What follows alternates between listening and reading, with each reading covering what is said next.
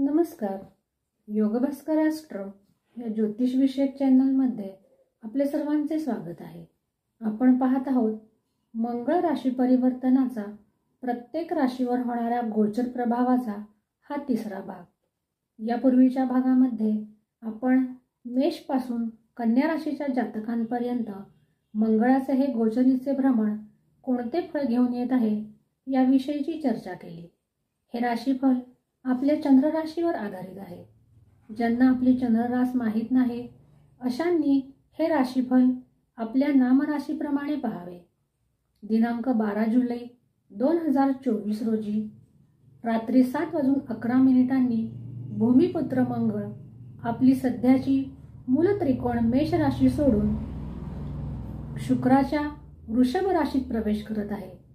येथे त्याचे वास्तव्य हे 45 दिवसांकरिता असणार आहे आणि त्यानंतर मंगळ राशी परिवर्तन करून मिथुन राशीत प्रवेश करणार आहे. या 45 दिवसांच्या कालखंडामध्ये मंगळ ग्रह सूर्य, चंद्र आणि मंगळाच्या नक्षत्रात म्हणजे कृतिका, रोहिणी आणि मृग नक्षत्रात असणार आहे. जे जातक स्वकर्तृत्वावर विश्वास ठेवतात अशांच्यासाठी मंगळ हा एक मोठा महत्त्वपूर्ण ग्रह बनतो. कारण असे लोक हे स्वकर्तृत्वावर आणि स्वतःच्या मेहनतीवर विश्वास ठेवणारे असतात आणि या मंगळाला गुरुची जोड या कालावधीत मिळणार आहे. म्हणजे मंगळ हा पराक्रम आहे तर गुरु हे ज्ञान आहे. जेव्हा ज्ञान आणि बळ एकत्र येतात तेव्हा हा एक मोठा अद्वितीय संयोग बनतो. कारण जेव्हा बळ असते तेव्हा ज्ञानाची कमतरता असते आणि जेव्हा ज्ञान असते तेव्हा बलाची कमतरता असते. परंतु गोचरीच्या या मंगळाच्या भ्रमणाने गुरु आणि मंगळाची युती बनलेली आहे आणि हा एक श्रेष्ठ राजयोग बनलेला आहे.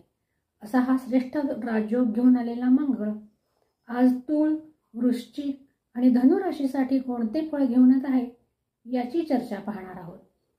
तुळ राशीच्या जातकांसाठी मंगळ हा ग्रह द्वितीयेश आणि सप्तमेश असून तो गोचरीने अष्टम स्थानात भ्रमण करत आहे. द्वितीय भाव आणि सप्तम भाव हे दोनही मारक भाव आहेत तर अष्टम भाव हा अवयोगाचा भाव आहे. म्हणून एकंदरीत विचार करता तुळ राशीच्या जातकांसाठी ही स्थिती फारशी अनुकूल असणार नाही. स्वतःच्या स्वास्थ्याची तुळ राशीच्या जातकांनी या काळात विशेष काळजी घ्यावी. पारिवारिक जीवनामध्ये कलह होण्याची शक्यता दिसून येत आहे. त्यासाठी घरांचा मोठ्यांचा सल्ला घेणे हे अत्यावश्यकच आहे. परंतु जे विद्यार्थी रिसर्च क्षेत्रामध्ये काम करतात त्यांच्यासाठी हा कालखंड अनुकूल आहे. परंतु या कालखंडामध्ये स्वतःवर नियंत्रण मात्र ठेवावे. त्यासाठी योग, प्राणायाम यांचा अवलंब करावा. घाई गडबडीत निर्णय घेऊ नये. तसेच लाभाच्या दृष्टीने पाहता तुळ राशीच्या जातकांसाठी ही स्थिती लाभदायकच आहे. आकस्मिक लाभाचे योग येणार आहेत. त्यामुळे धनागमनाचे योग देखील जुळून येत आहेत. परंतु तुमच्या कटू बोलण्यामध्ये मुळे घरामध्ये मतभेद होण्याची देखील शक्यता नाकारता येत नाही. तसेच पैतृक संपत्तीमध्ये वादविवाद होण्याची देखील शक्यता आहे. परंतु जे शेअर मार्केटमध्ये काम करतात त्यांच्यासाठी मात्र हा कालखंड अनुकूल आहे. या कालखंडामध्ये दुर्घटनेची शक्यता सुद्धा दिसून येत आहे. त्यासाठी तुळ राशीच्या जातकांनी वाहन जपून चालवावे. जळणे, कापणे अशा घटना घडू शकतात.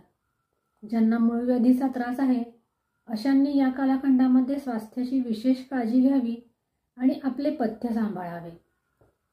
मंगळाचे दुष्परिणाम कमी होण्यासाठी मारुतीची आराधना, पिंपळ वृक्षाची सेवा ही त्यांना लाभप्रद ठरणार आहे. वृश्चिक राशीच्या जातकांसाठी मंगळ हा ग्रह लग्नेश आणि षष्ठेश असून तो गोचरीने सप्तम स्थानात आपले भ्रमण करीत आहे. शनीची ढैया वृश्चिक राशीला सध्या सुरू आहे. मानसिक त्रास जसे आहेत तसेच राहणार आहेत.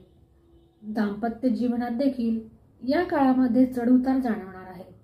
इच्छा नसताना वितंड वाद होण्याची शक्यता या काळात होणार आहे. गैरसमजाला वृश्चिक राशीच्या जातकांनी थारा देऊ नये. कारण लग्नस्थानावर शनी, मंगळ, राहू या 3 पापग्रहांच्या युती आहेत. परंतु असे असले तरी देखील गुरुची शुभदृष्टीही लग्नस्थानावर आहे. त्यामुळे मंगळाचे दुष्परिणाम कमी होऊन त्याची शुभ फळे मिळण्यासाठी वृश्चिक राशीच्या जातकांनी नियमित हनुमान आराधना तसेच पिंपळ वृक्षाची सेवा करावी. कार्यक्षेत्रामध्ये काम करणाऱ्यांसाठी हा कालखंड उत्तम आहे. यात्रासुद्धा त्यांना लाभप्रद ठरणार आहे. गडबडीत घेतलेले निर्णय चुकू शकतात. त्यामुळे शांततापूर्ण राहून आपले निर्णय घ्यावेत. त्यामुळे नुकसान होण्यापासून तुमची मुक्तता होईल. धनागमन होणार आहे. कोठून ना कोठून धनागमनाचे मार्ग मोकळे होतील. वृश्चिक राशीच्या जातकांनी आपले व्यक्तित्व या काळात स्वच्छ ठेवावे. तसेच जोडीदाराबरोबर भागीदारीचा व्यवसाय करत असाल तर त्यांच्यासाठी हा कालखंड उत्तम आहे. अचल संपत्ती घेणार असाल तर त्यांच्यासाठी सुद्धा हा कालखंड अनुकूल आहे. या काळामध्ये मंगळ तुम्हाला सक्रिय बनवणार आहे. परंतु सावधानता ही प्रत्येक कार्यक्षेत्रामध्ये बाळगायची आहे. त्यामुळे मंगळाचे हे गोचरीचे भ्रमण तुम्हाला सुखदरित्या व्यतीत करता येईल. धनुराशीसाठी मंगळाचे गोचरीचे भ्रमण काय फळ घेऊन आहेत हे आता पाहूया. धनुराशीसाठी मंगळ हा पंचमेश आणि व्ययेश असून सध्या तो 6ष्ठ स्थानामध्ये आपले गोचरीचे भ्रमण करत आहे. रोग, रिपू आणि ऋण यांच्यापासून मुक्ती मिळण्याचे योग या राशीच्या जातकांना दिसून येत आहे.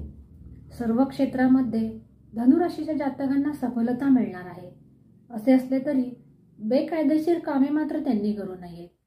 पारिवारिक जीवनही चांगले असणार आहे. तसेच जे विद्यार्थी स्पर्धा परीक्षा, लॉ तसेच मेडिकल फील्डमध्ये काम करतात त्यांच्यासाठी हा कालखंड उत्तम आहे. भाग्याची जोड धनुराशीच्या जातकांना मिळणार आहे. यात्रासुद्धा लाभप्रद होणार आहे. धनुराशीने आपले वर्तन धैर्यशील ठेवावे आणि कोर्ट कचेरीपासून शक्यतो दूर राहावे. धनुराशीला सध्या 7.5 डय्या असे काहीही नाही. असे असले तरी देखील गृहकलह आणि मातृचिंता त्यांना सतावणार आहे. त्यासाठी आईच्या स्वास्थ्याची त्यांनी विशेष काळजी घ्यावी. कार्यक्षेत्रात मात्र धनुराशीच्या जातकांचा सिक्का चालणार आहे. सर्व क्षेत्रामध्ये सफलता मिळणार आहे. परंतु आपल्यामुळे कोणाला हानी पोचणार नाही याची दक्षता मात्र निश्चित घ्यावी. धनुराशीला सुद्धा भाग्याची साथ मिळणार आहे. अशा रीतीने आज आपण तूळ, वृश्चिक आणि धनुराशीच्या जातकांसाठी मंगळाचे हे गोचरीचे भ्रमण कोणते फळ घेऊन येत आहे याची चर्चा केली. पुढील भागामध्ये आपण मकर, कुंभ आणि मीन राशीच्या जातकांसाठी मंगळाचे हे गोचरीचे भ्रमण कोणते फळ घेऊन येत आहे याची चर्चा करणार आहोत. अशाच प्रकारच्या ज्योतिषीय आणि धार्मिक विषयांच्या खात्रीशीर माहितीसाठी चॅनलला लाईक आणि सबस्क्राईब नक्की करा.